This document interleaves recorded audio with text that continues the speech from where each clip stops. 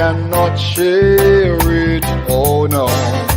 But Jaja has a plan to bring the system down. Hey, it's failing, the system of the world is failing, oh yeah. Them a try hard to save it now. It's failing, and no one has the power to save it. But Jaja a go lead his people now. Hey.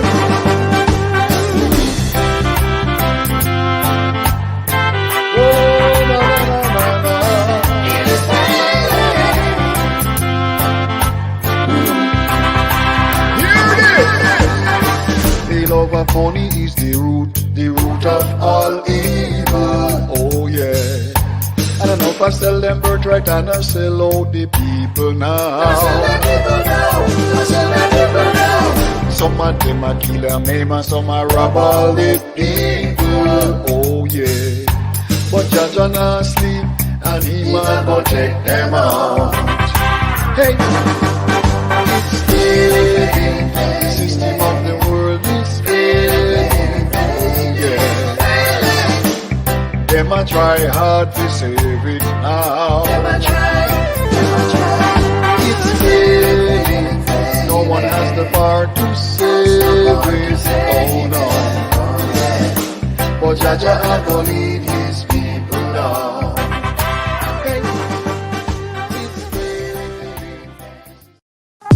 A new season has begun, and while transformation is inevitable for many, your life will remain the same if this is the way you want it to be. However, you can change your life with a better plan from Lifeline Financial Programs. Begin fortnightly cash installments with any amount, then watch your finances multiply into thousands of dollars as you create a brand new future. Life is not a dream. You only get what you put in. We know you cannot do it alone. And this is why Lifeline Financial Programs created the best financial plans to help you transform your life. Guaranteed. Call us now at 540-4555 or email us at lifelinebvilimited@gmail.com for more information. Lifeline Financial Programs, the gateway to a better future.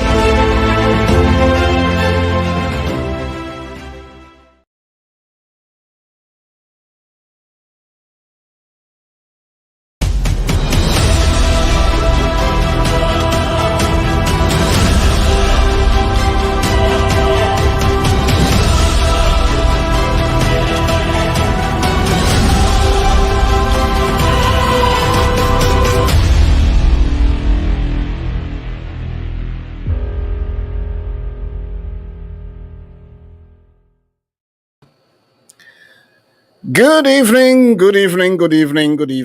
and welcome to another episode of The Raw Truth. And of course, this evening we have quite some very interesting things to bring to you. And of course, we have a very interesting guest in the house. To all our friends from St. Kitts and Nevis, this is your evening, and of course, we thank you so much for joining us. To all our friends across the world, in the BVI, across the Americas, wherever you are, thank you so much for making PSI TV your Monday evening special presentation. If you're new to this platform, be sure to go to PSI TV live broadcasts on YouTube.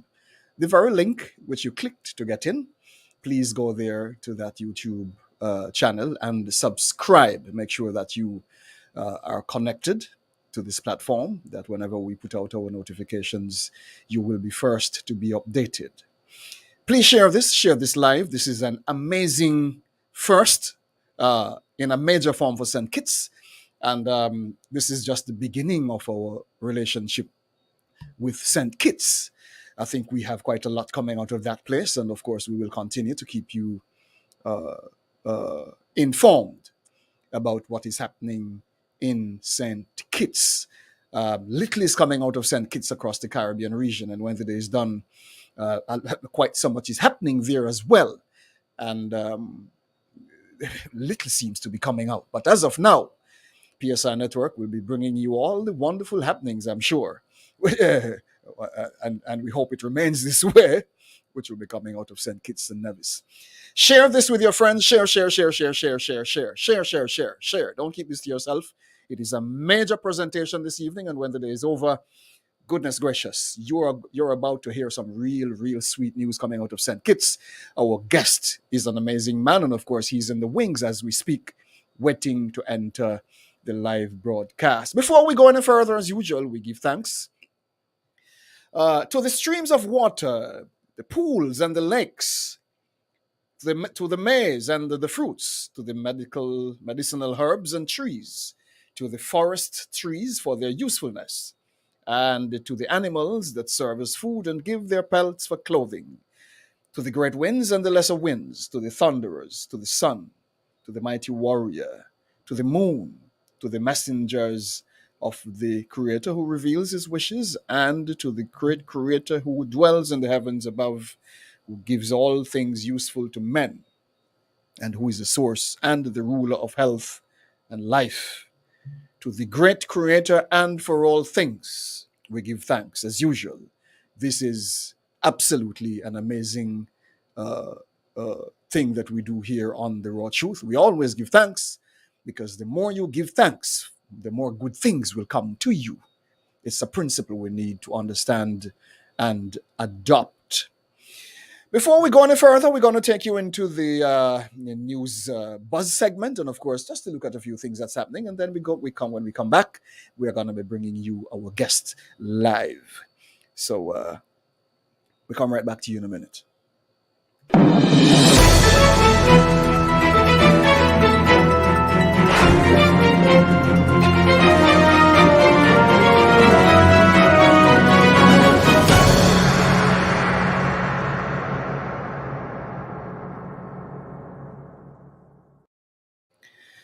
And of course, on Newsbuzz this evening, it's quite a very interesting time in our history where we have been watching some very interesting developments. And it seems to me that the entire Caribbean region, we have to keep our eyes open, because a lot of things are about to pop. When I say pop, I want you to take me seriously.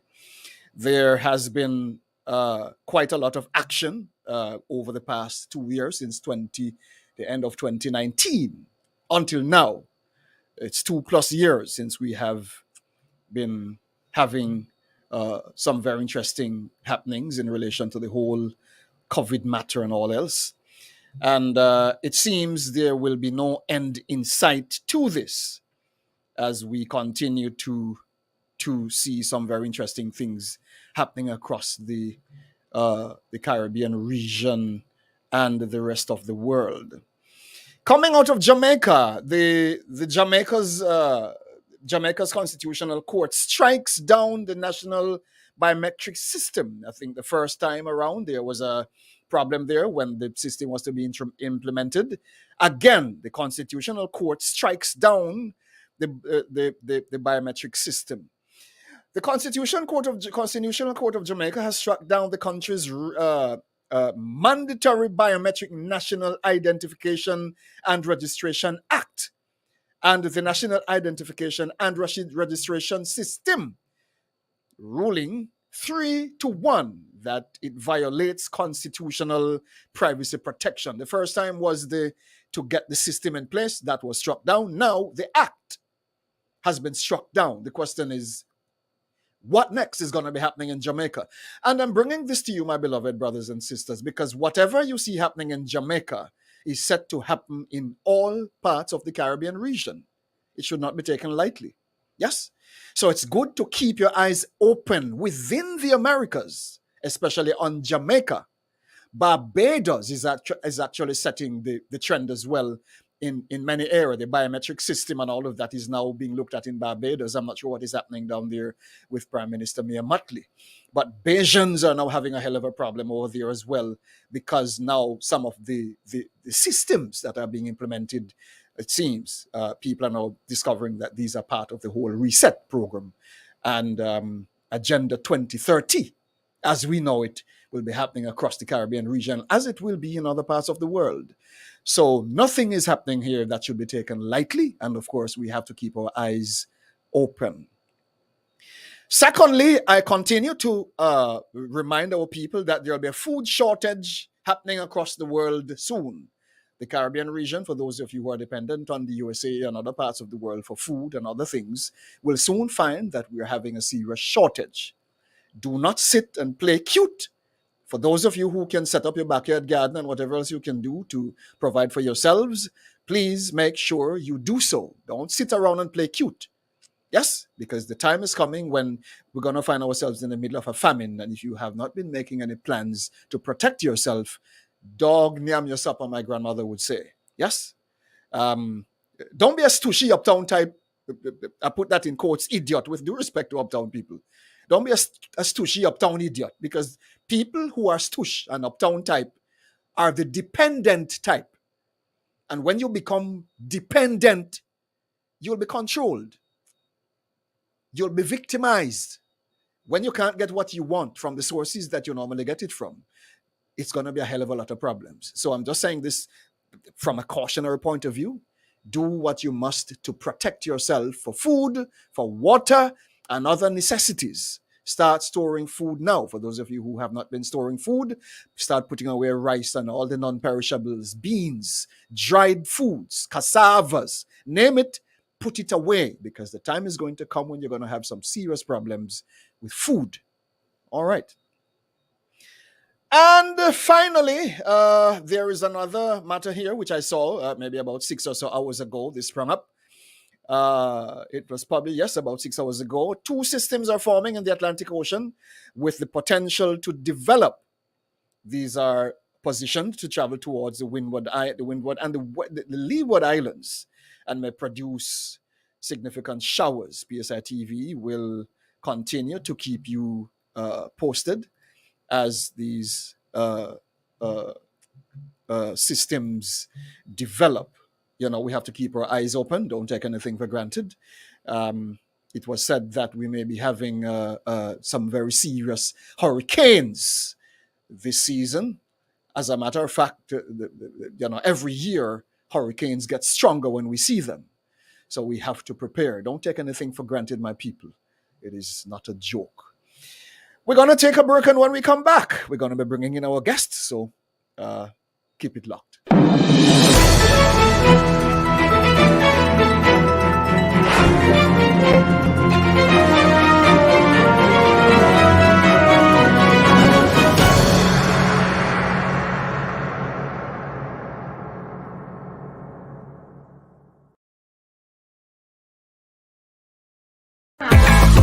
The raw truth. The raw truth. The raw truth. The voice of the America.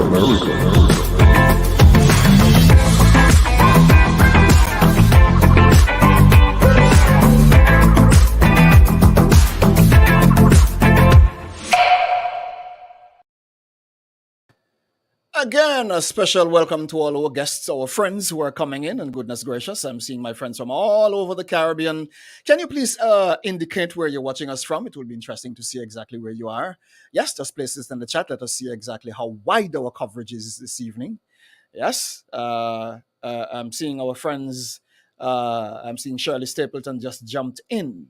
Thank you so much for coming in, and goodness gracious, we continue to expand our reach this evening as we feature this amazing guest. Just put it in the chat where you're calling, where you're tapping in from, so we can see. We'll be very happy to highlight the country where you are watching us from. All right. With us, we have a very interesting gentleman, and I'm telling you, for those of you who don't know that we have good people in the world, I want you to wake up, because when the day is done, we have a very interesting man here, and of course, this man is not a washover. He's not one of the simplest guys you'll meet in town. He is absolutely an amazing man. He has a large resume. I don't know if we want to get into all of that tonight, because it will take a hell of a lot of time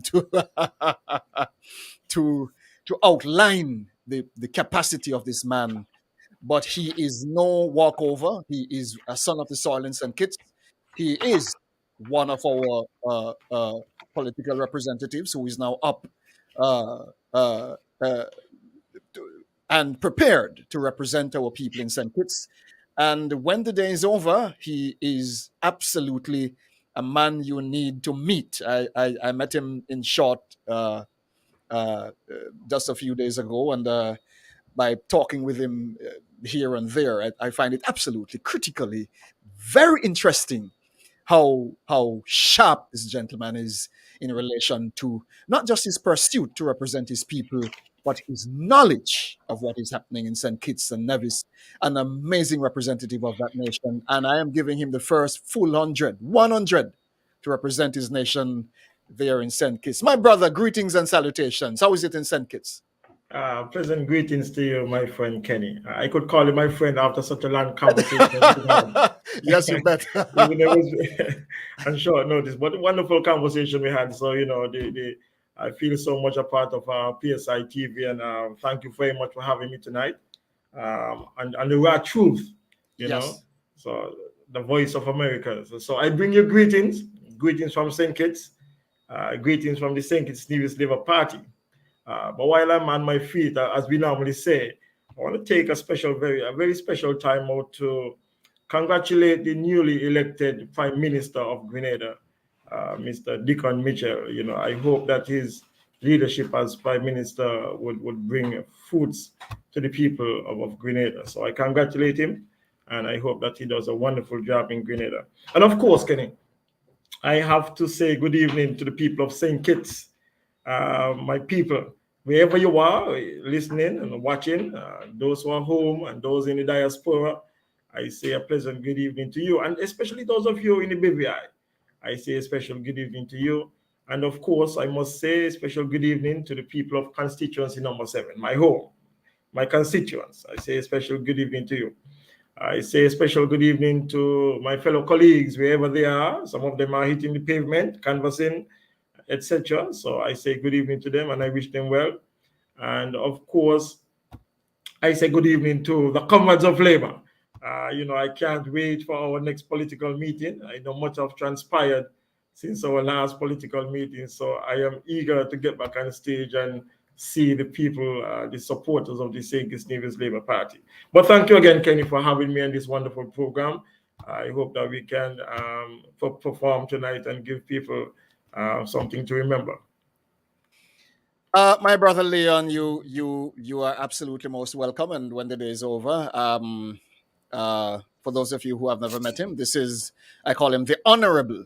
Uh, uh, uh, well, maybe I should give him an honorable title, the honorable title of Dr. Leon Edward Natta. An amazing young man. And let me tell you something, people. When you're talking about the problem we have had is the fact that many people do not understand what the hell to look for in a representative. People vote for others because they know them, because they are their friends, because him talk good and him sound like him understand what a go on, but not on the foundation of merit, not on the foundation of qualification, not on the foundation that the man or the woman can represent a people, but rather on the premise of friendship and the crap that has happened over the years. And when the day is done, whatever we have been seeing is enough to drive a dead donkey bawling, because people who have been voted in have failed absolutely significantly and continue to do mockery in the face of our people across the Caribbean, the Central Americas. And the time has come when that has to change. If I may just throw this at you, in passing, my beloved brother, just give us a little of your backdrop. Tell us a little of yourself. Who is the Honorable Leon Edward Natta? Tell us about yourself. Right. I am from the area of St. Kitts that is known as Molineux. I'm born and raised pretty much all my life. I attended the Molineux Primary School, which is now called the Joshua Appiah Primary School. Went on to Cairn High School, where I then graduated there. and then I did my tertiary education in Brooklyn, in New York, at CUNY, where I studied accounting. All along those times, I've been an avid sportsman, played sports, soccer at Medgar, and so I continued that. I am the longest, this second longest serving president of a local football club, the Large Patriots Football Club, and I should say good night to you guys. I am a customs officer, the accountant at the Customs and Excise Department. I am a family man, a sportsman, a mechanic, a contractor. I do project management, but most of all, I have a passion for people and understanding the needs and wants of the people of the community. So that is what motivated me and inspired me to get involved in politics. I've always been involved in politics from an early age, but at the time and years goes by, my close knit to the representatives of the Labour Party allowed me to see and contribute to the development and the programs which we came up with to assist and develop the constituency on a whole. So politics and me have always been, it seems as though we've been destined for each other. So, it's no miracle that I'm here trying to represent the people of Constituency 7. So, that's just a little of my background. And I do appreciate all the love that has come forward to me over the years. And one major thing of my life is I had determined when I was asked to be a political candidate based on the rules and regulations of the government.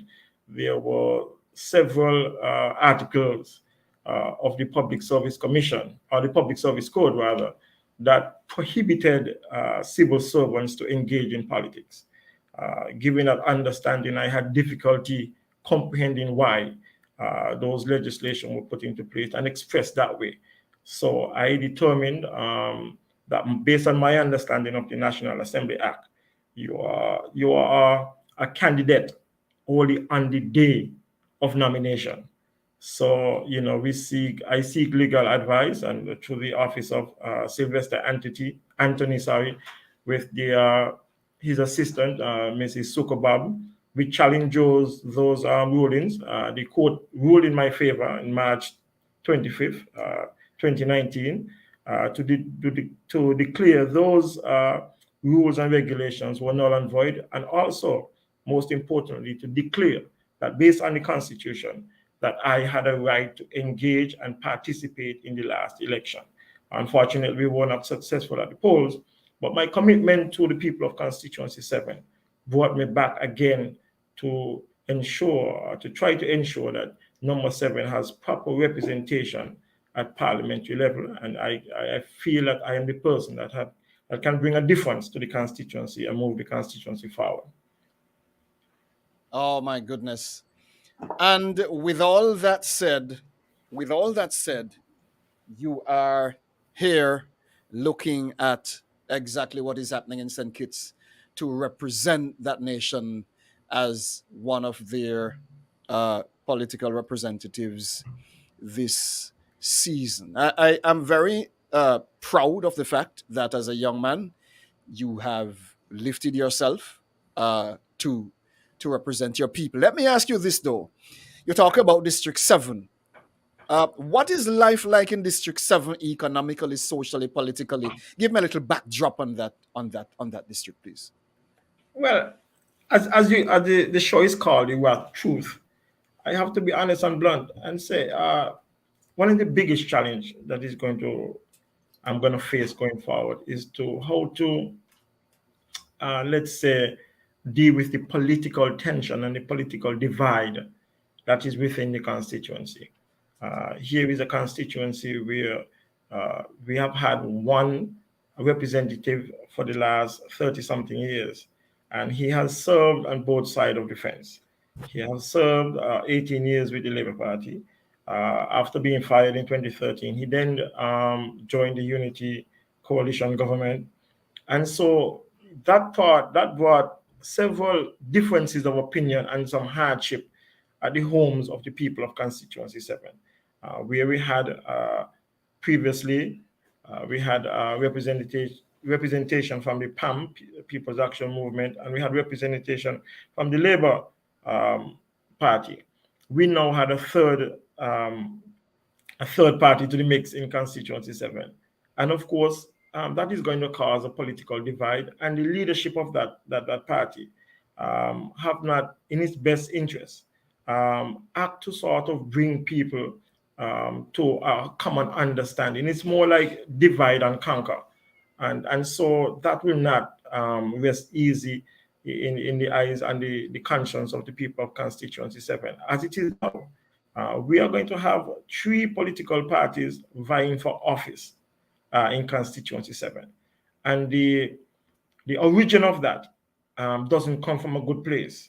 And so that the division or the political division and the environment that which we serve right now is going to be the most difficult thing to overcome down the road. But I believe that I am capable of doing it. I believe that there's a way in which to do it, and you have to start with the most fundamental thing, which is the people resource. In order to make people feel a part of a community, a part of the development of the different areas, you have to include, whether it can't be all of your supporters. You have to be some supporters who are on the other political side.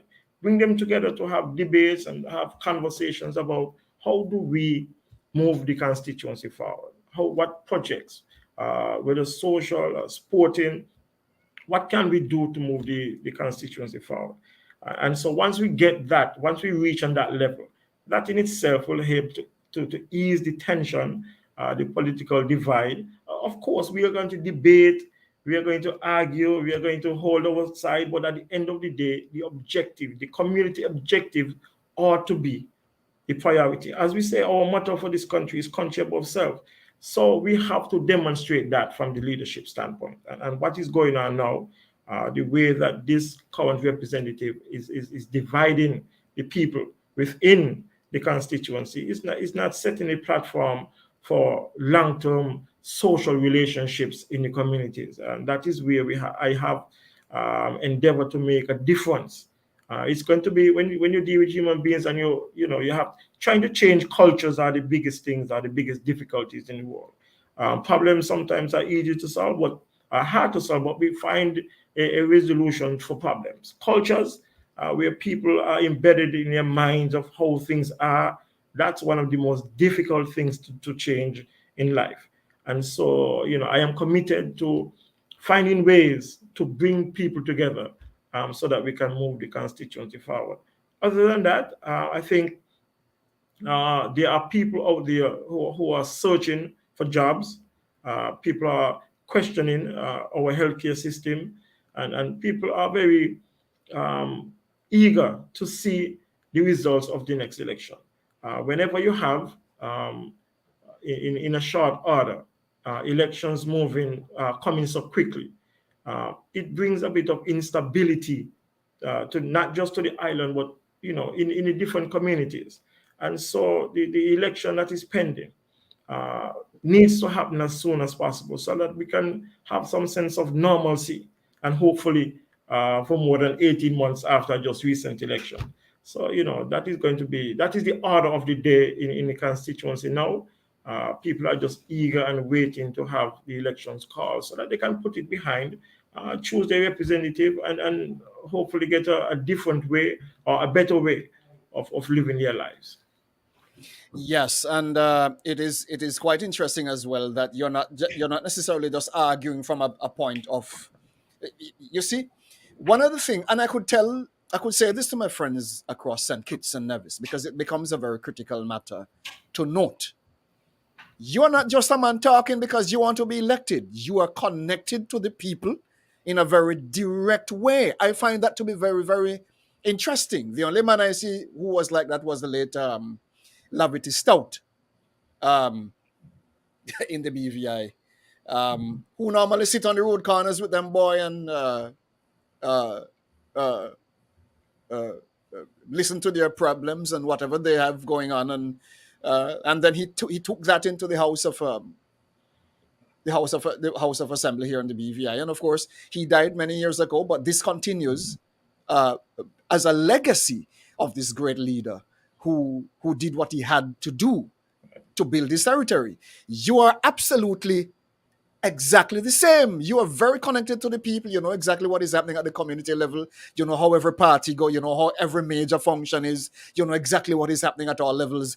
Give us a little backdrop on that. How you keep up with all of this? I mean, you make it your business to know. Talk with us about that. Well, I remain grounded, staying in connection with the people. It's always the best way, I believe, to live. I believe the more people have, the better it is for each and every one of us. And Yes. so, my track record, I've always been involved in the communities, and I think I have set the ground, set the trend for a lot of those events that has happened in the past, where we have had sporting and social programs. I started the first ever basketball league in my village. I restarted the football league over in Atlas Village. I've been the president, as I said before, of the Lads Patriots football club.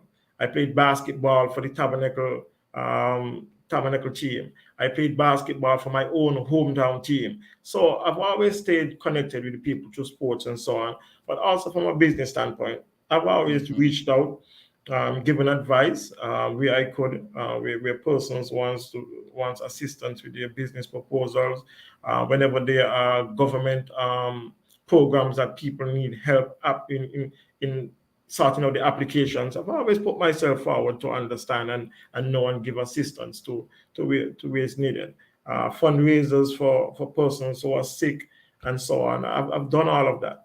And despite you've aged a little bit but still remain young, it's best that I mean, you have to keep connection with the people. That is the only way you Yes. understand. That is the Yes. only way you understand what is it that's going on. And when I do canvassing on this political platform, I tend to go canvassing in person, because whatever the person says to you, that is between, that is confidentiality. That is the ultimate responsibility of understanding what is it that person is going through on a day-by-day basis.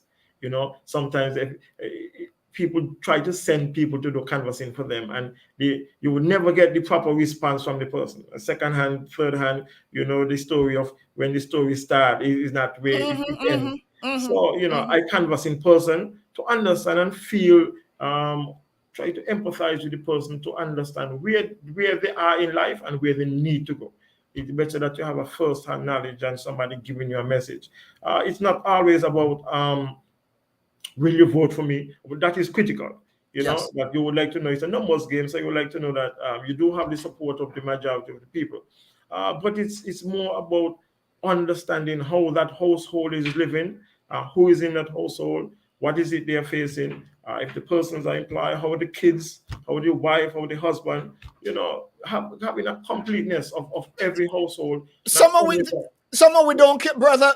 Sorry for bucketing, brother, but let me right. tell you something. This is where most all politicians fail. Uh-huh. You don't see them before election time. When election time come, them walk with them pocket full of $20 and 25 cents Right. and piece of saltfish and 2 pound of flour and all kind of crap. Um, what trying to woo poor people to get a vote, and by the time they finish with all of that, you don't see them again for the next 3, 4, 5 years. Right. And It's a that has been a difficulty that many persons have said that they're disappointed about. So my intention is to make sure that I don't fall into that trap. You have to make sure that once you're in government, you have the competent people around you who can manage their affairs, and so you can have that trust that whether you're there, yes or not, that whatever your role and responsibility is inside of a government, that is being handled. That allows you to have the time to go back to the streets, indeed, on a scheduled basis, and ask to indeed. say, Yes, yes, this is the situation, or no, that is not the situation, and reach and yes. continue reach out to the people. Nowadays, I'm too busy, so them too busy for the people. Oh, they have too much important things to do, so they forget the people who put them in the office. That's the crap we have dealing with. Right. That sounds like like my current representative now. The people not Too busy. important again. Yeah, So too busy. the people put them in, and that's it. They don't care Yeah. about anybody else again. And it's a nasty thing, my brother. And I'm highlighting this because the days are here when it must stop. I don't care what system is functioning. I don't care where we are in the world. If people are going to feel a sense of representation, they must be placed first, and that is a problem. We're going to take a very short. Okay. Yeah, we're going to take a short break. And when we come back, my beloved brother, we're going to continue this discussion because I think this is a very, very interesting place to begin as we as we feature our brother Leon Natta. We come back in a minute. A new season has begun, and while transformation is inevitable for many, your life will remain the same if this is the way you want it to be. However, you can change your life with a better plan from Lifeline Financial Programs. Begin fortnightly cash installments with any amount, then watch your finances multiply into thousands of dollars as you create a brand new future. Life is not a dream. You only get what you put in. We know you cannot do it alone. And this is why Lifeline Financial Programs created the best financial plans to help you transform your life. Guaranteed. Call us now at 540-4555 or email us at lifelinebvilimited@gmail.com for more information. Lifeline Financial Programs, the gateway to a better future.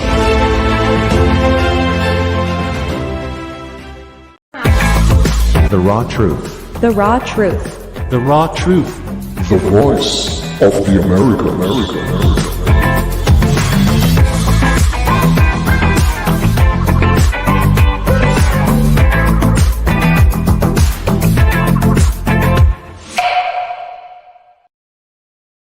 Welcome back, and you're live with us right here on PSI TV on the program The Raw Truth. And of course, we continue to feature the important happenings which are developing across the Caribbean region. And by extension, we're looking this evening at St. Kitts and Nevis as they move into a period of transition from the current political status. I'm not sure what government is, because government is of the people. And some of the crap we see happening among people who call themselves government official is highly questionable. I'm having a serious problem with it, and I'm sure our people are getting to that place where tired means tired. Very sad that the people all over the Caribbean region, not just in any one place, it's poor St. Vincent, poor Trinidad, poor Barbados, poor Jamaica, everybody bawling, tired. Now we have to start to think seriously about how we do what we do moving forward. We have with us this evening the Honorable, I call him the Honorable Natta-Nelson, and of course he's one of the representatives in St. Kitts and Nevis. He's a no-nonsense man. From the little that you have heard of him, and for those of you who are just joining us, please share this with your friends. Share with everybody, because it becomes a very interesting discussion as we highlight some of the plans of this amazing man moving forward in relation to what he wants to do in St. Kitts. And he's not just talking. For those of you who think, of course, we have been conditioned to think that politicians are a bunch of jokers. This man is not a joker. As a matter of fact, he's not just aiming to be a political representative. He is an oracle of change. And when the day is done, I personally respect the fact that his mindset is not about sitting in the office and collecting people's money every month and eat and get fat and look stupid and become a mumu in the house. He's not there for that. He's there to transform St. Kitts in a way that can be 100% acknowledged and hopefully appreciated by our people. Now, sir, you look at what is happening in a general situation with housing. We haven't seen a lot happening in St. Kitts in a while for housing. And this actually came up in our discussion. What is your take on this whole matter of housing in St. Kitts and Nevis? Talk with us. Right. When it comes to housing, the St. Kitts and Nevis Labour Party during its administration did a wonderful job when it came to housing in St. Kitts and Nevis. The St. Kitts and Nevis Labour administration then, from 1995 to 2015, constructed, I think, about 5,000 low-income homes for new homeowners. That was remarkable by any record in St. Kitts and Nevis. What has happened over the last 7 years, from 2015 to 2020, 2022, it's really a travesty and a shame. We have had, with the government of the day, has built a meager, like 425 houses. I could recall uh, the houses that were built in my area. For example, in Molyneux, 5 houses were built. They hold received, on, hold on, hold on, hold on, hold on, hold on. How many people live in Molyneux, sir? I About what don't know the the population population there of is? Molyneux, but Eh. I don't know the population, but I could tell you that 5 houses were built between 2015 and 2022. Oh my God. Those 5 houses had 96 applications. Oh my God. 96 applications. A total of 23 houses were built from 2015 to 2022 in my constituency. And this Oh is my the God. constituency of the Prime Minister. Luckily for us, Oh my that God. the Venezuelan government saw it fit to donate 15 houses. And so, even though he took all of them in his constituency, that is his choice. I would not have done that. But Wow. that is the housing situation in St. Kitts. That is how bad it has been since 2015. Now, the St. Wow. Kitts Nevis Labour Party is committed because we have the understanding, we have the know-how how to build houses. And that is one of the top priorities when you go on canvas, the amount of people who are in need of low-income houses. Um, we are committed to building 2,000 homes in our first town. 2,000. That's like 250 houses per constituency. So, and we have the understanding, we can't have our people who wants to move from one place to another, who desires to have their family in a secured place. We can't have them struggling like that. This housing situation that has happened from 2015 No, that to is serious, man. 2022, That is it's serious. real embarrassing. It's a shame. It's a Yes, that travesty is serious. to That what is was what we're talking happening about. before. Yes. And so that is one of the things that we are so committed Well, to ensure that we have enough houses in the thanks first for telling instance. us the raw truth, sir, because this Yes. welcome. Thanks and welcome. Because my goodness, we don't hear about these things too often. And one today, some people are wondering, man, things must be good. Kittition seem to be having it good, and they're still voting in this man that they have there now, and everybody seem happy. I'm not sure if somebody getting some real money on the back end, maybe. I don't know. But touching this and that, sir, the point is this. Right. In our prior discussion, you mentioned a brilliant plan to build a couple of hundred houses for the people in St. Kitts and Nevis. How will this plan be funded? How can you give us a backdrop on of how you might be what Well, are you seeing? well, our main revenue source still is through taxation, taxes at the ports, and taxes that we collect from the businesses, and unincorporated business tax and so on. So Yes. taxes is still our main source of revenue. We do have what we call the CBI program, Citizenship by Investment Program, which is a supplementary program where you can become a citizen by either a contribution to what was then called the SIDA fund, or to the real estate program, where developers would come in and lend their support, financial support to the real estate development in St. Kitts and Nevis. Yes. There are many avenues that outside of those two that a country can look to there's relationship with other governments, and there are other international funding agencies that you can always go to. But those two main sources are Yes. where our funding will come from, for development of the housing projects that we intend to build in St. Kitts and Nevis. Let me ask you this, because now people are saying that, boy, taxation, people are overburdened by taxes and all of that, and people hardly can even buy flour now because of how much tax they have to pay and all of that. How do you look? How might you structure this? Is it that people are going to get tax breaks every now and again? Is it that you might be just implementing a special system, for example, No.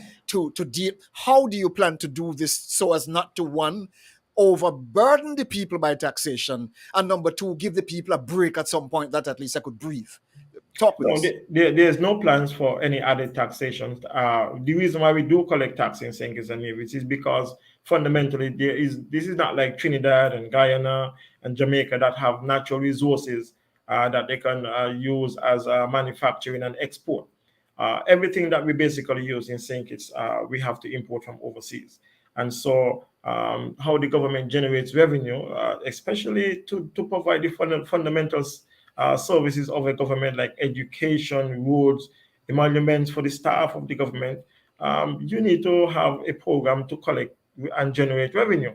And so that is the purpose, and that is how the government is fundamentally funded in St. Kitts and Nevis. And so the CARICOM and other places, even the US have taxation. But it's not an intent for us to include increase any taxes. It's just using how we collect our revenue to allocate them in such way that we can have enough funding Yes. to make sure that whatever projects that we commit ourselves to, we can ensure that we deliver to the people of St. Kitts and Nevis. That is common sense. And when the day is done, we have seen many projects started and are yet to be completed. People Right. just have crazy ideas and never put on paper a plan to achieve them. Very good. Right. Now, the other part of it, you're talking about builders receiving tax breaks and all of that. How might that be done? If people are just going to be buying lands, for example, people who are buying land would have to put a house on it at some point. How can you pass on some of the benefits to to people who need houses in relation to the whole matter of taxes? Talk with us. Right. There's many ways. From the NHC standpoint, from my understanding is that material costs, whenever NHC provides the material to build a house, they are provided at a special rate from the government, of course, duty reduced. And now also, the St. Kitts Nevis Labour Party during its government back in 2013, I believe, introduced what they call a first-time homeowner policy.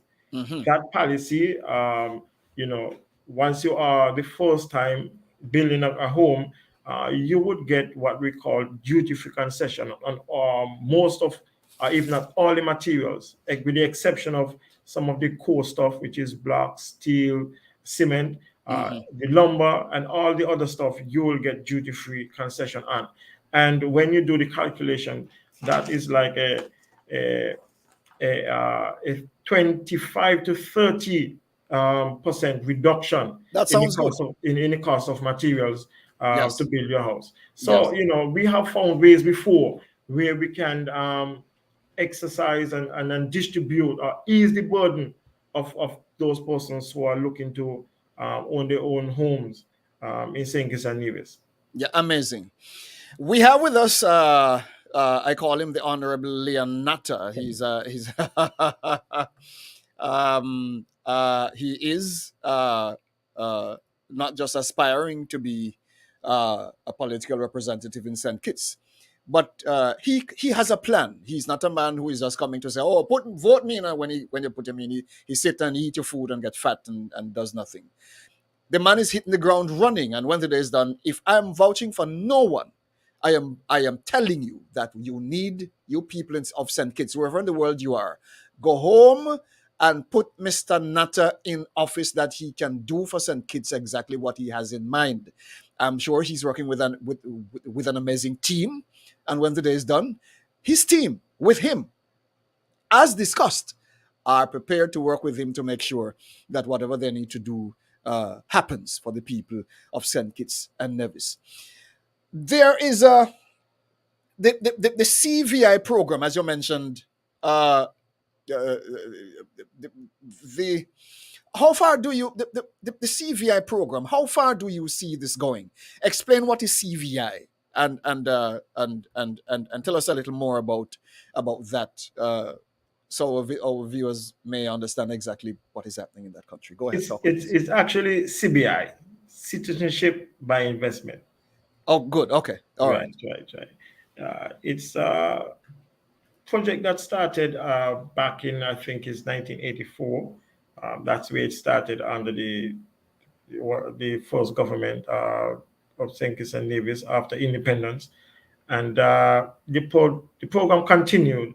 It's a process where persons can make significant contributions and become what we call economic citizens Ah. of the country. There were more than one option that you could choose from. There was a there's a process where you can donate to the SIDF funding, and you become a passport holder through that option.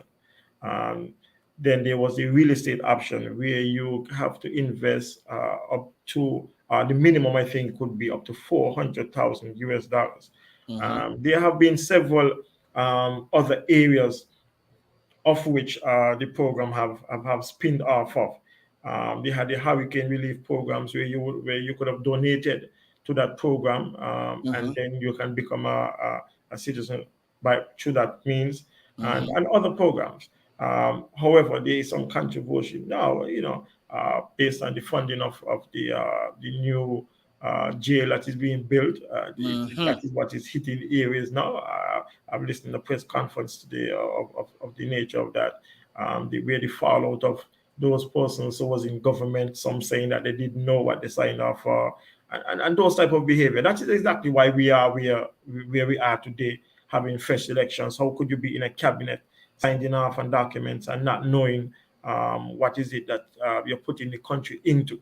But nevertheless, the CBI program has been fruitful.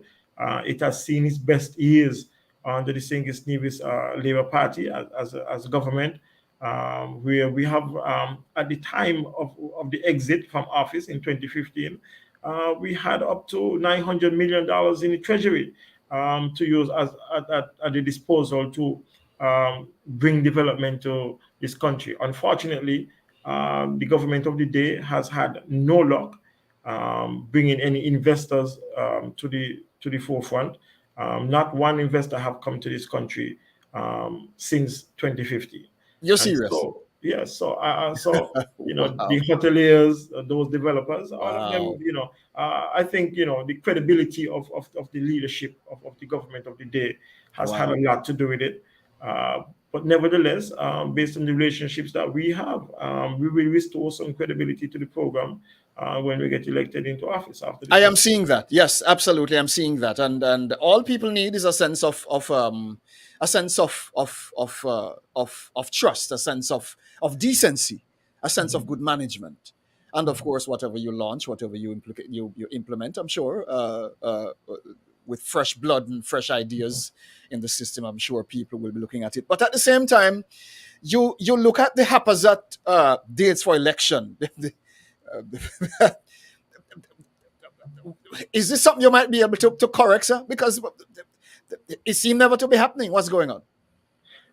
The date of the election. That is one that many of the people who are on the good governance agenda have asked about. Yes, It's time now we further that discussion as to when is it that we will have elections in St. Kitts and Nevis. yes, A lot of people likes the fact that the US has a fixed date for election. They right. know when it's election. Yes, So I think the space where we are now, it needs to be more than just a conversation. There are many ways that you can look at it, but that will require constitutional change.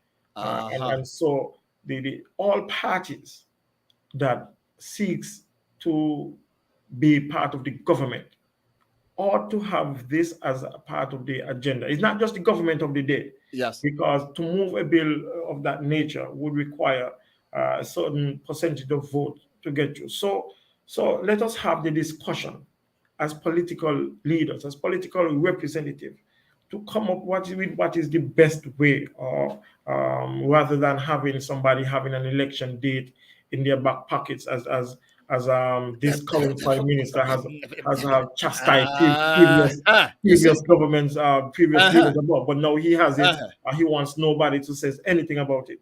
And uh-huh. so, it's time. I think we are committed on our side that past this next election, that is one of the things that we will definitely look forward um, to have the people ease of a burden to say, let us look to see where we can fix an election date. I have, in my own personal space, thought about it. How do we do it? Given the nature of what has transpired over the years. And, if I was to lend any argument or my debate to that, I would say, look, perhaps, let's say, any government that is in, once the government survives, let's say, the third anniversary date of Parliament, then the election date is fixed to a specific date.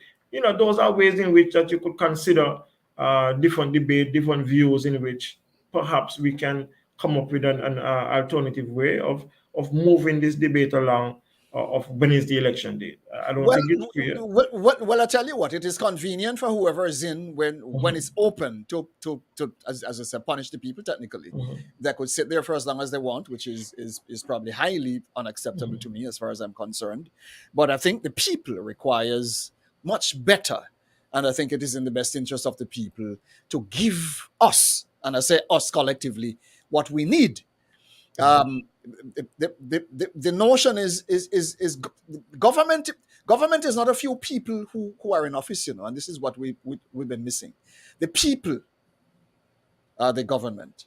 The people dictates to the officials, or should, what to tell them what they want, how they want it, when they want it.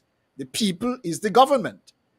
The officials are only messengers of the people who are put there to fulfill their wishes, or so it should be.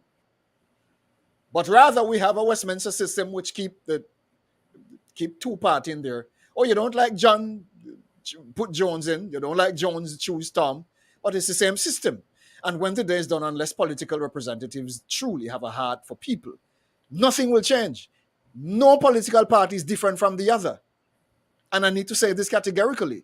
It boils down to the heart of the representatives who are in office to actually create the difference within the system. But it's time for St. Kitts to understand the two political parties, the same thing. It's the same system. It's the same Westminster system. They operate the same way under the same Governor General. Welcome to the raw truth if you did not know that. Yes? Now, it is up to the representatives when they get in office to create the difference based on what the people need. Stop teaching yourself foolishness that, you have the party different from the one. It's the same system, but different political representatives. Now, you, the people, need to hold them accountable for what you want, that when the day is done, your needs will be represented. We come back in a minute. Stay tuned. A new season has begun, and while transformation is inevitable for many, your life will remain the same if this is the way you want it to be. However, you can change your life with a better plan from Lifeline Financial Programs. Begin fortnightly cash installments with any amount, then watch your finances multiply into thousands of dollars as you create a brand new future. Life is not a dream. You only get what you put in. We know you cannot do it alone, and this is why Lifeline Financial Programs created the best financial plans to help you transform your life. Guaranteed. Call us now at 540-4555 or email us at lifelinebvilimited@gmail.com for more information. Lifeline Financial Programs, the gateway to a better future.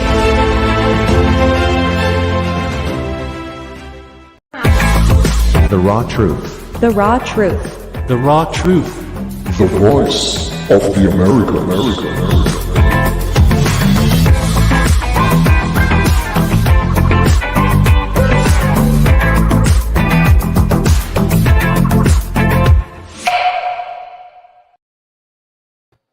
Welcome back. You are live right here on The Raw Truth. And of course, I'm your host, Kenny G. And of course, I'll be here with you till about 10 o'clock. Time does fly. Goodness gracious. I was telling my beloved brother that when you're here on The Raw Truth, time hops along so fast. It's really amazing. We might have to have a part 2 with this man because I don't think we'll be able to get into all that we have planned at all. It's absolutely crazy. To all our friends in St. Kitts, goodness gracious, the list is long. We welcome all our viewers from across the world. All right, welcome to The Raw Truth. If you are new to this platform, please subscribe to to our YouTube platform. Yes, subscribe. If you are listening by radio, please go to Facebook at PSI TV. Yes, PSI TV on Facebook, or you can go to LinkedIn at PSI PSI TV as well, or you can go to YouTube at PSI TV live broadcast. Of course, the program is live on Facebook, YouTube, and LinkedIn. So, for those of you who are new here, feel free to join us there if you're listening by radio. We have with us the Honorable, and I call him the Honorable, Leon Natta-Nelson. Not a joke. He is a very interesting man, and of course, he is. I met him recently, a good friend of mine, and someone who you can trust. I'm feeling it deeply that this young man needs to be given the opportunity to create change in his community. I'm feeling it very deeply, and when I speak from my heart. You all know me that I don't.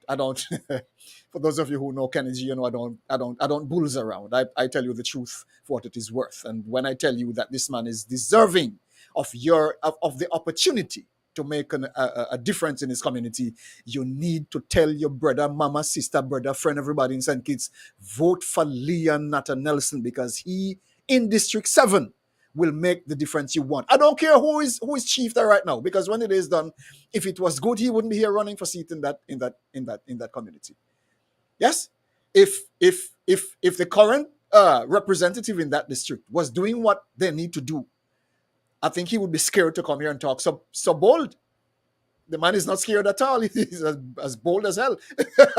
And when the day is done, he knows that something is happening there that needs to change. And this is the conviction on which the man is operating. He knows something needs to be done. And the good thing is, you know it too, my people. You know it. As much as some of you might get a couple pound of chicken back and 2 pound of flour and a couple $20 bills and all the crap, dunk that in the garbage. I want you to start thinking sane. It's not about 2 pound of chicken back and a pound of flour and a $20 bill. Listen, stop allowing politicians to dupe you like a bunch of mumus. Cut it out. A $20 bill is not going to save your life and your children's life over the next decade or even half a century, if we have so far to go. Yes? Put people in office who can represent you well, not people who are going to dupe you and treat you like a bunch of idiots. And you have had enough of that, haven't you? And this is not unique to St. Kitts alone. It is all across the Americas.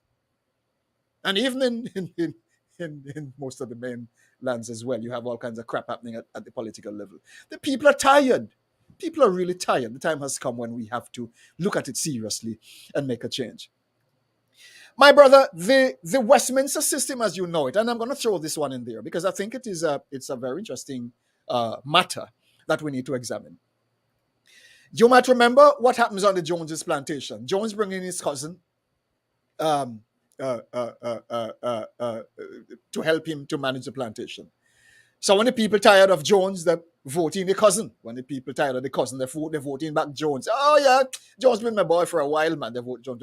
Or Jones do something and they don't like it, they vote back in the cousin again. It's the same crap happening in political parties. And when the day is done, people need to wake the hell up to realize that you need to stop voting one party to the next, because the two of them parties the same plantation.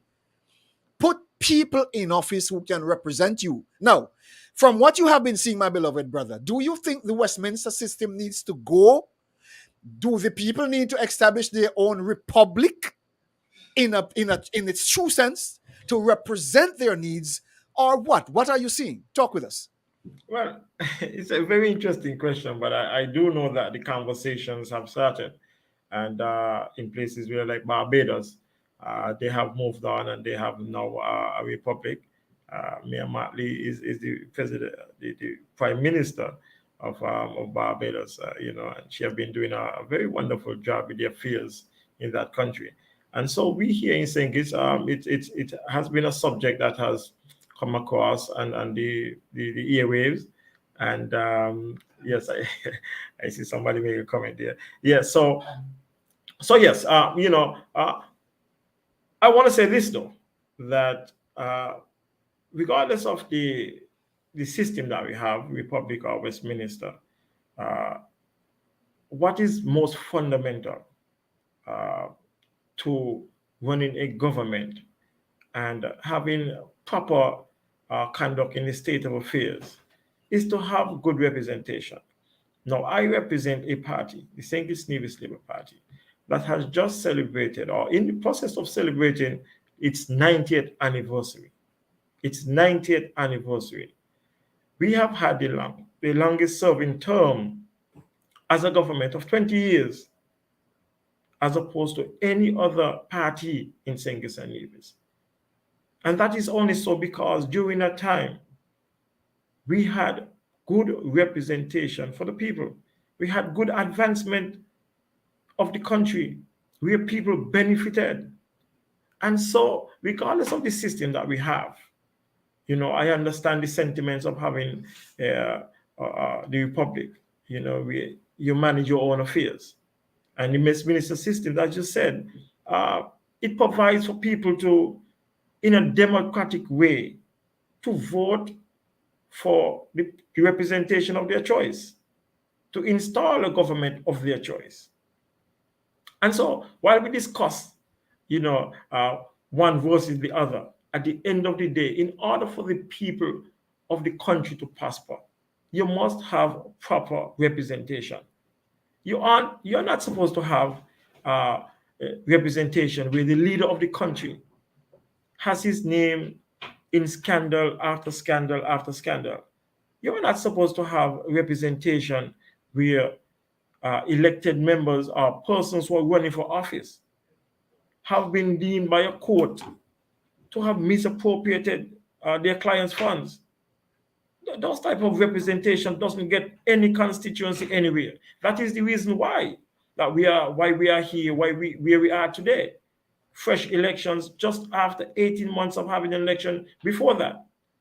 And so while we continue the debate, and maybe others will join, like Barbados, to have its own republic one day. But at the end of the day, fundamentally, we on this platform is seeking to go and to manage the affairs of the country so that every household within your constituency, every household in this country is afforded the same opportunities without bias. Without bias, indeed. Yes, indeed. Absolutely. So while I do welcome the discussion, I have to focus where we are right now, because representation has meant a lot when it comes to politics in St. Kitts. Yes. And so in order to manage the affairs of the state properly, you must elect persons who are committed, understanding, who are credible. We in the St. Kitts Nevis Labour Party took the approach by establishing a code of ethics for our candidates before they can be elected into parliament. Yes. So put simple, you have to fit it first before you can wear it. So let us sort it out here at our candidates level before we go into parliament. And we wish that other political parties can fashion their party in similar ways, so that people knowing that, hey, this institution and these representatives have the best interests or the interests of the people as priority. Yes. Look at this, because I'm seeing where the politicians normally make a full-blown mockery of their office. It is just something which happens, probably because there is nothing in place to hold them accountable. Now, we were looking at the Public Life Integrity Act. Yeah. Can you put this together so we can understand exactly what this is about, and how will this be applicable to you and your colleagues or comrades moving forward when elected? Talk with us. Right, and that is simply, let's put it in a simple way, that is a stronger measure of holding those who hold public office under the scrutiny, as we said, declaring your assets. Let us know, and let the public see how you move from one point in your life to the next, to make sure that to eliminate the possibilities of corruption. And that is something that our leadership under Dr. Terence Jew and all the others are committed to having installed in short order in forming the next government. Too long now, people have heard of all the shenanigans and all the corruption that has taken place in parliament, in governments. Actually, look at the affairs in St. Kitts now, where the coalition government has dismantled, the government has fallen, and all the pieces that made up the government is now accusing each other of doing this and doing that, or the corruption that happened, who is benefiting from the jail, who benefited from the road program, who benefited from the housing program at Bastille, Wow. who spoiled the cruise pier, who benefited from the cruise pier. Those are the type of things that they are accusing each other of, who went up the Skillet bill to $20 million. Wow. Once you have the Public Life Integrity Act installed and functional, I believe it eliminates the possibilities of all these type of corruption, allegations of corruption Yes. that takes place in a government. And so we are committed to that. We've done the fundamental things. We've held each other accountable at the party level. If you want to be a candidate for the St. Kitts Nevis Labour Party, we are saying we will vet you. The party will vet you. The party will ask you to sign on to a code of ethics, to which we will hold you accountable to. So when you get in office, it makes it easier to act professional and ethically in the eyes of the public. You don't look at it. One minister will say, "Hey, I will tell the police, I will out of the police." Those are not the way that an elected representative. Hold on. Mr. Sam, we rat with the police. Yeah. This is the what truth, right? I'm just making sure that this is the what truth. Yeah. Oh my goodness. We have with us brother Leon Natta, Honorable Leon Natta, I say, and of course we're having a very interesting discussion in relation to the proposed new government in St. Kitts. And of course, when he speaks, he's not just talking from the corner of his mouth. He has the representation to make it happen. And for those of you who are diehards, I'm seeing in the comments, some of the comments, I wouldn't even show you what some of them put there, because when the day is done, I'm not sure if it is even sensible to be thinking the way some of us have been thinking. Yes, I know some government official has bought some of you. You were bought very cheaply, and you have benefited well. But when the day is done, is this the best for you and your generations after you? What will happen in the country where you live over the next 2, 3, 5, 10 years under the current regime, under the current people? If you notice, I am avoiding using the word political leaders because politics has nothing to do with decency. You need people with a heart for transformation who are going to make it happen. And I don't care what system is in place. If the people do not make their mind up to work on behalf of their brothers and sisters within the land they live, it is not going to happen. This is the problem we're having in governments. After they go in there, I see one the other day, they signed what they call it, a non-disclaimer document. Hold up this big white document. You can't talk what is happening in there. And all of a sudden, the whole of them doing stupidness. And you wonder what the hell is going on. It's crazy when you look at some of the stupidness that is happening in some of these governments. Officials just do what the hell they want to do. Nobody's holding them accountable. It cannot happen if people ought to be represented. Now, I might be kind of conventional, old school type guy talking this kind of politics. But when the day is done, when people all over the whole place bawling so them hungry, when people all over the whole place bawling for change, when people all over the whole place saying the same thing that I'm saying tonight, what will you say, our beloved brothers and sisters? We have to stop and think.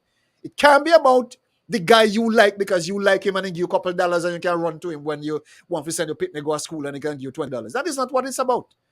It is about decent governance. Are we getting that at the level we're at? Open your eyes and look around. Because most of you know better but just chatting crap with it. Wherever across the region you are, you need to cut it out and think. Yes, we're moving into the new the period, the era of the Great Reset. And this is probably one of the questions I probably might need to throw at my beloved brother as well. Because the reset button has been pressed. And now everything that we held to be decent and right and lawful, from doctor to supermarket owner to politician to everybody head swings, so zoops, Everybody gets stupid. And I'm thinking about it and I watch it and I'm wondering what happened to all of we. Nothing we were taught in medicine makes sense today. Nothing we were taught in politics makes sense today. Nothing we were taught as decent and right, and prudent makes any sense again today. Is it that we eat some mad cow brain and we brain gets, what is wrong with us? My brother, looking at it from where you sit, do you think, and this is maybe one of the biggest questions I ask you tonight, given what you have been seeing in your time as a young man growing up in your country, and now you seek to represent that nation, looking at the influences as you have seen it across governments across the world, where many governments have been bought into this agenda. And I pause on that one because it continues to be a fact and everybody knows it. Where do you go with this? Well, remember your statement earlier. The people is who really determines the government. And at the end of the day, we have to ensure, and I have hope. I have hope that at the end of the day, the people of St. Kitts and Nevis will make a choice to install a government that they believe and understand to be true, will give them the best representation. Our system here allows and prefers that the people of the day selects to the representative that they do need in government. It is our desire and the St. Kitts Nevis Labour Party's end to ensure that we present ourselves in a way that the people understands that we will have them as priority.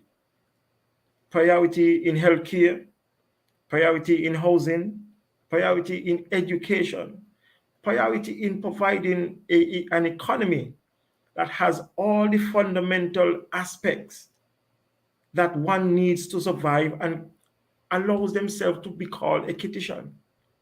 Good continuous water, good and continuous and affordable electricity, education at every household, affordable food prices. That is the core of what it takes to have an economy where the people of St. Kitts and Nevis will live and survive and feel comfortable. And of course, to expand our economy, we will provide jobs, create new jobs. We have had not one, but two, maybe three factories closed in St. Kitts over the last 7 years. We are these people today. But all of this need the trust and understanding from the people of St. Kitts and Nevis. It is those people who decide what is the mandate of the government. It's those people who decide who is in government. It is those people who should determine the direction of the country, what they need in each constituency, what do they need in each village, what do they need from the leadership of the country. The people is at the bottom. Sorry, I should say at the top of where St. Kitts and Nevis need to go, country above self. And it is the people of St. Kitts and Nevis who will determine where do we go. Let me ask you this, sir, because now this is probably a very critical matter that not many people are many people are to grasp. Many people are yet to grasp this as being as serious as it is. We have gotten to a place of dependence on government for light, dependence on government for water, dependence on government for food, dependence on government for even clothes and school fee for the children and everything else that we depend on government for. But the capacity for development still rests with the people, because the people have to develop themselves in a way that the government, in quotes, as elected by the people, can help them to manifest these industries in a way that they can not only become self-reliant, but they can also generate, as you mentioned, employment for themselves. Yes, while it is the job of the government, whichever is put in office, to manage the affairs of the people. Yeah, and I hope you notice how I speak in relation to these matters. Yes, because every representative is a manager of the affairs of the people. Now, if my storm down the bottom come up with an idea to make clothes, for example, unique to St. Kitts, a Kittitian brand clothing factory, to establish that, and come to you and say, well, look here now, Honorable Natta, we want to set up a factory now. Can you help us to set it up? You're going to say to the man, okay, bring a list of what you need. Let us see exactly where you're going. Get your market together. Let us see exactly what you're going to do. You help him to set it up, it goes. You talk about food. Eh? Everybody, right now, anyhow ships stop coming into certain countries, everybody dead for hungry because everybody live off the supermarket shelf. And we don't realize, I played it early on this program, we are going to have famine. Now, in terms of industries, my brother, in terms of people becoming self-reliant for food, for water, for essential services, to name a few, what is the best approach you think? Do you think government should be managing everything as you move forward? Or should the people now begin to look among themselves and at themselves to establish systems of self-sufficiency, that they can now manage their own industries in a way that they can provide not only employment for themselves, but expand the microeconomy, which will ultimately filter into the macroeconomy of St. Kitts? Give us a little backdrop on what you see. Talk with us. Yes, the government ought not to give up on its fundamental responsibilities. For example, water. Maybe now we have to make some changes in terms of how do we build houses and so on, and ensure that certain houses, new houses that are built, may have some water catchment facility to ensure that households do have enough water storage. However, the government of the day have to ensure that fundamentals like water supply is continuous. As part of my plan in my constituency, that was the top priority, to ensure that our catchments are better developed so that we don't have the wastage of water. Climate change is upon us. We are going to build more houses. Agriculture is going to put a strain on the water. So why not improve what we have now so that the droughts that we are facing now don't have to be a problem to the household and to the businesses that depends on water? The government ought to provide a fundamental assistance to any person who wants to go into business and can produce anything in a large scale. Of course, we don't have to always depend on the overseas investors to come. We can provide the local persons with the fundamental assistance that it needs to assist in the development into food security and other aspects in St. Kitts and Nevis. And that is not anything new that the Labour government hasn't done before. There are several projects that happened in St. Kitts where the government allowed a combination of local contractors and truckers to develop areas in St. Kitts and Nevis where they combined their resources as one, instead of bringing in overseas technocrats, technical people to come in and develop, the ground. So the government should not always hold on to, but the government should provide fundamental ways in which people of the land can provide services outside of the government. There are many ways to do it. So it's not even though the government has a fundamental responsibility for water and those other stuff.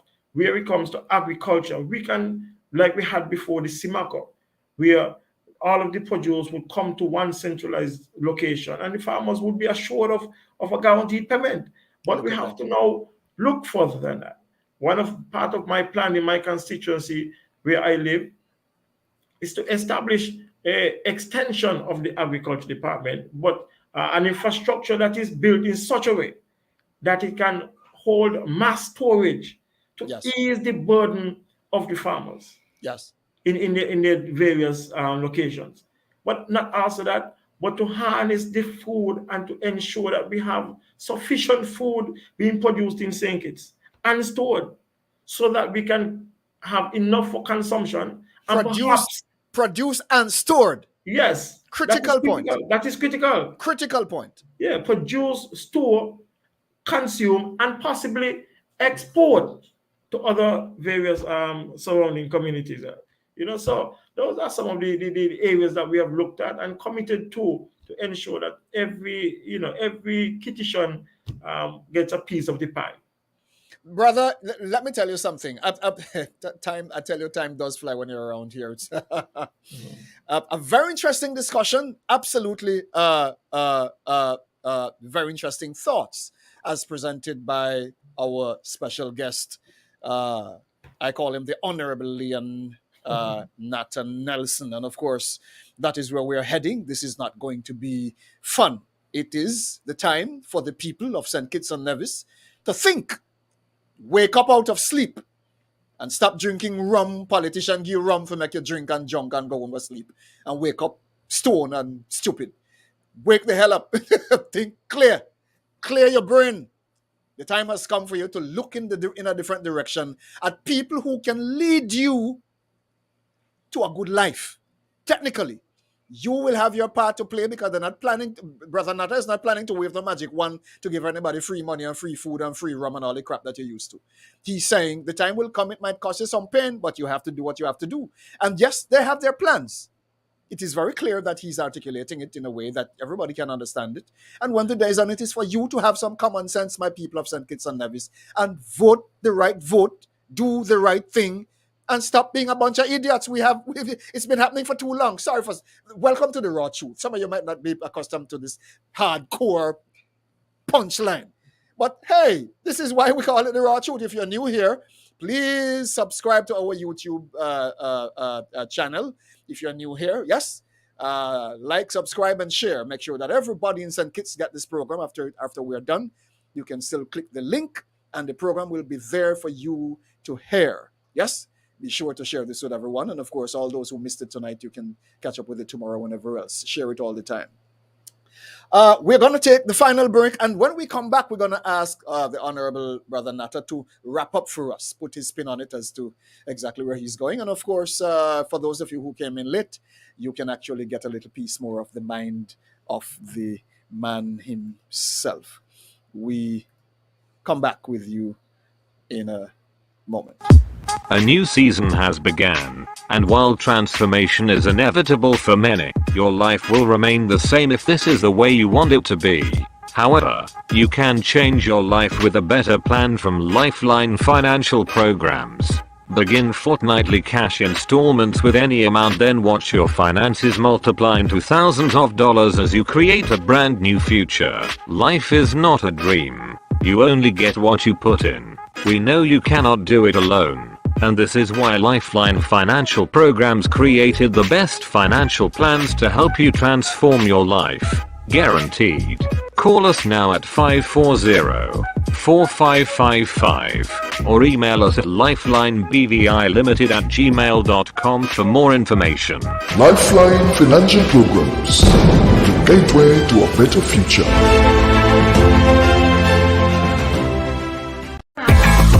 The raw truth. The raw truth. The raw truth. The voice of the American.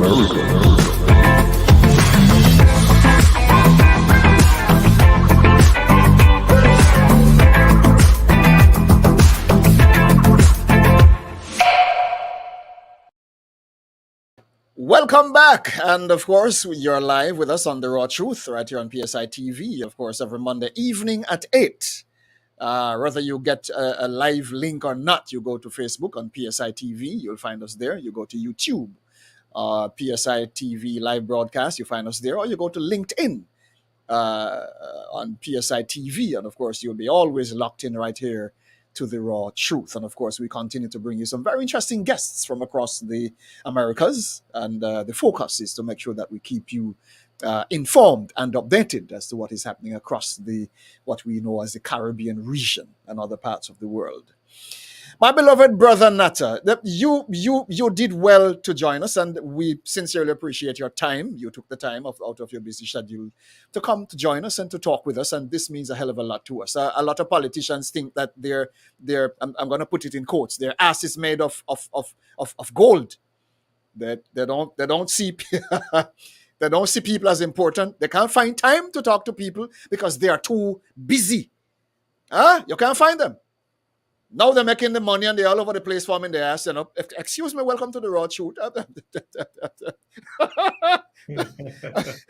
I keep warning you when you come here, this is not the regular place. You got to prepare your mind for this because we hardcore.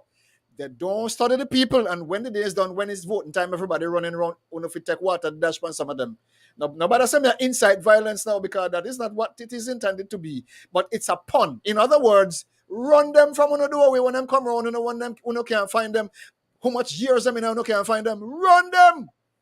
Kenny G says so. What me say? Run them! No, don't want me. Vote for me. Right? If you can't find them all year round and it's election time, and where the hell I come from? Take a note of these things, people, and don't be fooled. If a representative do not know you when, he doesn't know you when you need to find them. And when them need you, them come to your yard gate, run them. All right. Now, me not going to sound good, and me not care if you know something. Me not care how you feel about me tonight. The Raw Truth is the Raw Truth, and welcome. Welcome. It happens every Monday night at 8. Brother Natta, yes. As we close, Lord have mercy, you must say, what a terrible man. Lord God. Yeah. Tell me something, brother. Tell us where you go from here. You have done well. You have done well to appear. You have made the time to come. We sincerely appreciate it. And let me tell you something. You score highly on my books. You score very high marks on my books. People might be afraid to come to PSI Network because then Kennedy don't play games. I'm a very serious man when it comes to my people. And if you're going to talk about people representation, you must be ready for it. We're happy that you have proven this evening to have a plan. You come prepared, you are ready to roll, and no idiot is going to get in your way to tell you crap because you are ready to do what you have to do for the people. And I commend your bravery for stepping forward as a representative of your community, right, and specifically District 7. Leaving on our minds this evening, what word of encouragement or comfort will you leave with us? Well, Speak with us. I'm very grateful for the opportunity to be on this show, Kenny, and I thank you for reaching out. My journey to the political stage have not been one that has been very easy. When I look back and look at my journey to where I am today, I would think that as any political candidate in St. Kitts, I have had a very tough time, especially because of the victimization I have received from opposing the Prime Minister. But in all honesty, every day, I'm a very resilient guy. I'm a very competitive guy. But every day I go out and I speak to the people of Constituency number 7 and beyond. My passion for politics and to understand, to make better for the people of my constituency makes it more enjoyable. That's why I've dubbed my campaign as People Over Politics, because at the end of the day, the people is the top priority for me and my fellow colleagues. I am blessed to be part of this wonderful team led by the political leader of the party, Dr. Terence Joe, who is poised to become the next Prime Minister of St. Kitts. I am blessed to be on this political platform with the Honorable Dr. Denzel Douglas, who have been a parliamentarian for so much years and have done wonders for the people of St. Kitts and Nevis as the Prime Minister of this country. I am blessed to be on this platform with Honorable Jeffrey Hanley, a kind-hearted gentleman who has won the people of East Bastille and who continues to serve the people of East Bastille and I know he will endeavor his best effort to do well in Parliament as a Minister of Government for the people of East Bastia. We are now joined with the Lady of Power, Miss Marsha Henderson, in number 2. She has brought a beacon of light to the all other men who is on the slate. Another comrade from number 3, Honorable Convis Maynard, who was once before the parliamentary representative for constituency number 3 and will return to be the parliamentary representative. He has good intentions to serve the people of number 3. In number 4, we have Mr. Samuel Duggins, a new candidate as well, but a man with a wealth of experience, especially in the field of agriculture. And he's so willing and able to serve and transform constituency number 4. Number 5, we have His Excellency Kenny, who has been a sportsman, avid sportsman, and is so encouraged that he can transform the sporting environment in St. Kitts and Nevis to bring more opportunities to the young men and women in St. Kitts and Nevis. I have continued to persevere despite the challenges, and I will continue, as I call myself the Braveheart. As the people, my colleagues have dubbed me the David, Yes.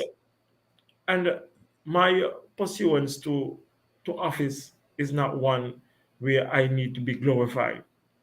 I started out championing a cause for civil servants in St. Kitts and Nevis. As I canvass and I speak to the people of constituency number 7, I understand the needs and the wants, and have packaged their ideas into where and how we can transform constituency number 7 to bring opportunities to every household, but provide the fundamental resources that it needs to keep the lights on. Let's start by preserving water.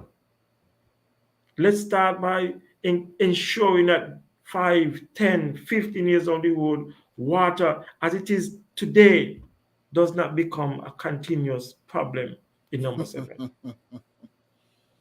I want to ensure that the agriculture be outfitted with a facility that where farmers can come, sell their produce, have access to all of the technical stuff that they need to do their farming, but also to make sure that we have substantial space for storage of food.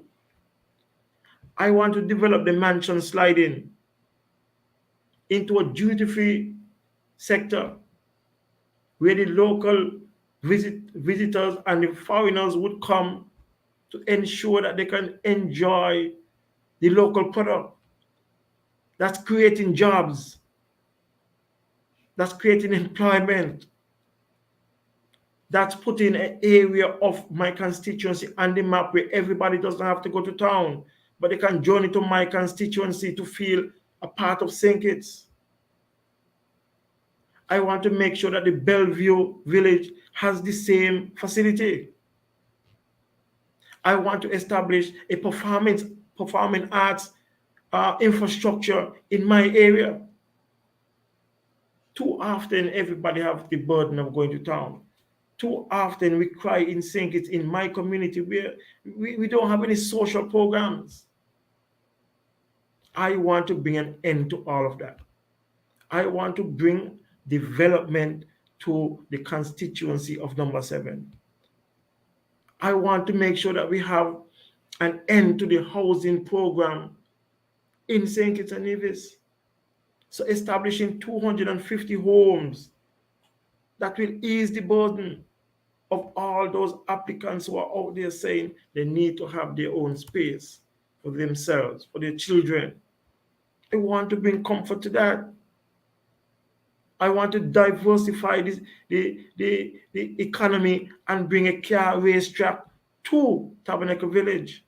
And it's not just a car racetrack. It's an area where the Tabernacle people, they have a festival. They can culminate there. It's an area where we will have enough space to teach mechanicship. It's an area where we will have persons learning to drive. I want to diversify and bring a difference in leadership to the people of Constituency 7.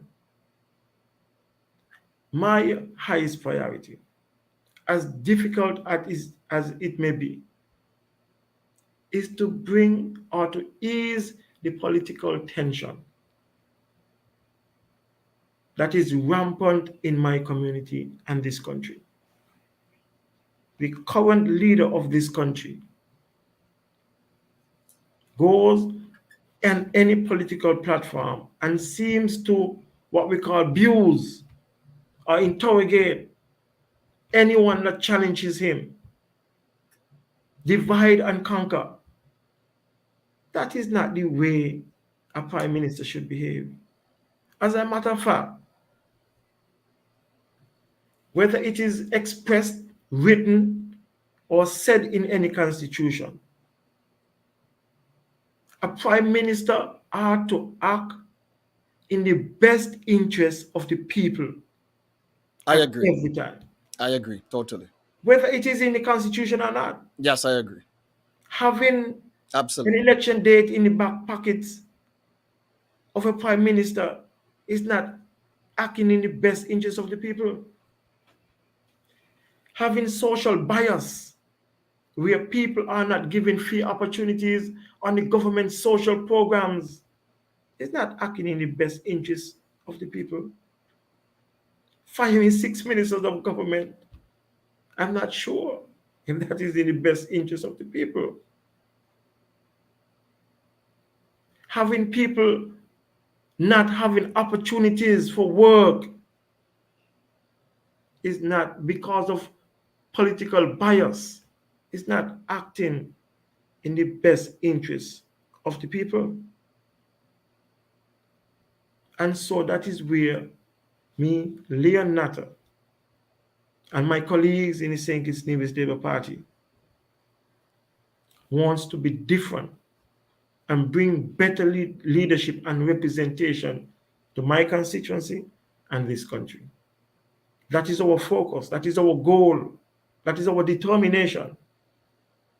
So I ask the people of constituency number 7 to sincerely consider and go out and vote on election day for Leon Natta-Nelson. That is representation for you, the best representation for you. The other person has never come with a comprehensive plan. Never.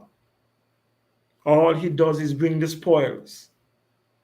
Bring the spoils. Divide and conquer. But he has never presented a plan of development for the people of Constituency 7, the communities of Constituency 7. I, Leon Natta, commit myself to you, the people of Constituency number 7. So I ask you again and again and again, give me a chance. Give me a chance to bring opportunities to your household. Give me a chance to develop our constituency. Give me a chance to contribute to the national program. Vote Leon Natta-Nelson to be your representative in the next election.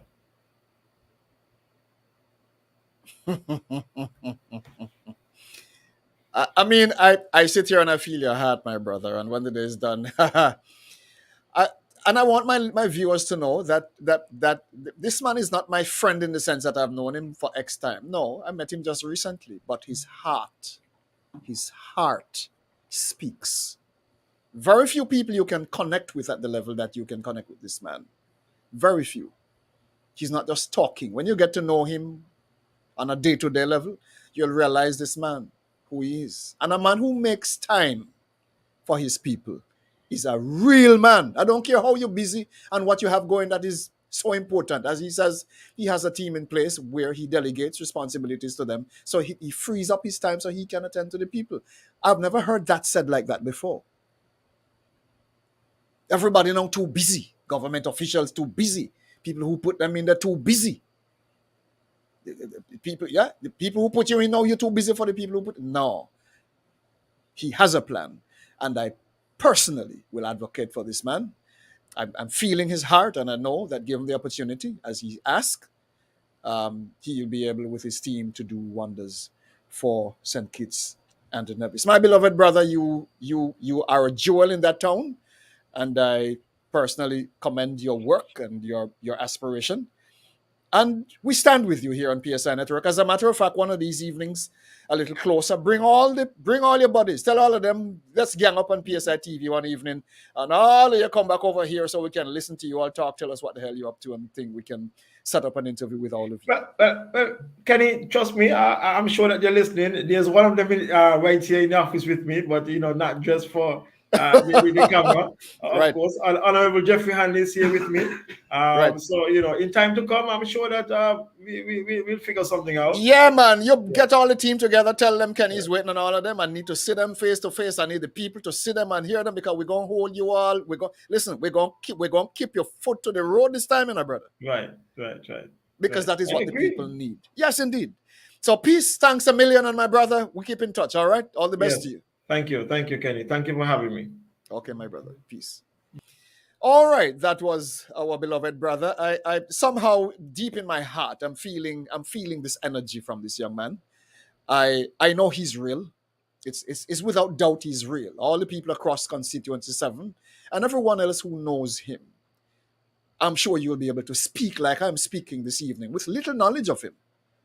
Yes, except what my heart is feeling, that he is at a place where he's prepared to do what he said he will do. And I of all the politicians I've met, I'm not sure I could call him a politician. Maybe I should say a representative of the people, because we have very few representatives of the people, and mainly politicians, ratoon politicians who have been duping people into all kinds of crap, and when the day is done, no one can hold them accountable.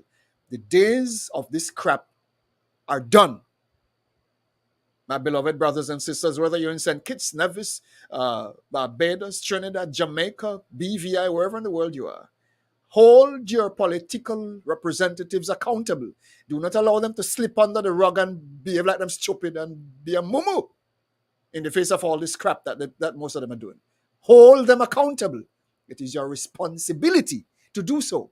If you play stupid and half dead and sit down watching and nothing happens, and all you do is meow, meow, and ruff behind the curtain, and cry among yourself and make noise behind the scene, then who will know what is going on? But when you walk up to them and say, listen, we don't want what you're doing, walk up to them and tell them.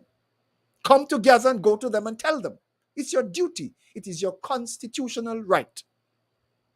And if a constitution is still functional today, based on what I've been seeing, then yes, that it is your right to do exactly that. Yes? Until then, whatever happens, take care of yourselves. And of course, my goodness gracious, for all our friends in St. Kitts, whoa, let me put up Janelle Mason. He's talking from his heart. All are welcome to tune in tomorrow, 9:30. And let's, there you go. This is free promotion for EK. For let's get real. That's a program, 9:30. I'm not sure where that is going to be. Tune in if you can and listen in and support. Yes, make sure that you do what you have to do. 100% in support of what is happening here. Peace until we catch up next Monday evening. Thank you so much for viewing, and whatever you do, take care of yourselves. Remember, food will go short in a while. Yes, we will be facing famine. We will be having famine. Don't take it lightly. A lot of trailers are being parked right now. A lot of farmers cannot farm because prices are sky high. They can't farm. Prices are skyrocketing. Prepare a little thing in your backyard. For those of you in St. Kitts who are into farming, start storing food. Do the non-perishables, rice, beans, grains, all the non-perishable foods you can store. Sweet cassava, for those of you who understand how to make bami. Yes? Get them things together, because you're going to need them in the long run. Don't play no games. Because when the rubber hit the road, you must make sure that you have some reserve on the back end.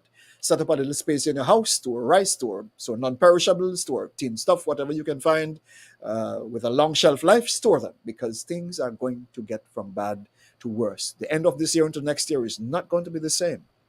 If you are new here, please subscribe to PSI Network, PSI TV on Facebook, PSI TV live broadcast on YouTube, and PSI TV on LinkedIn. Please make sure that you subscribe, like the pages, like the channel, and stay connected, because a lot more is going to be coming at you in the near future. The very best to you, coming to you from the studios of PSI TV. I'm Kenny G, logging out. All the best until next Monday evening. Peace.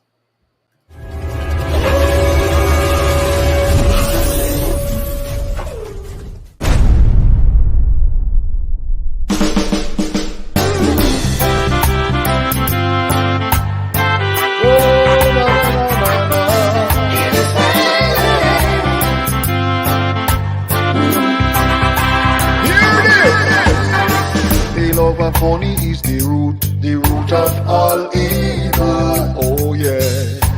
I don't know if I sell them birthright and I sell out the people now. Some of them are kill and maim and some are rob all the people. Oh yeah. But Jaja not sleep and he man go take them out. Hey, it's the system.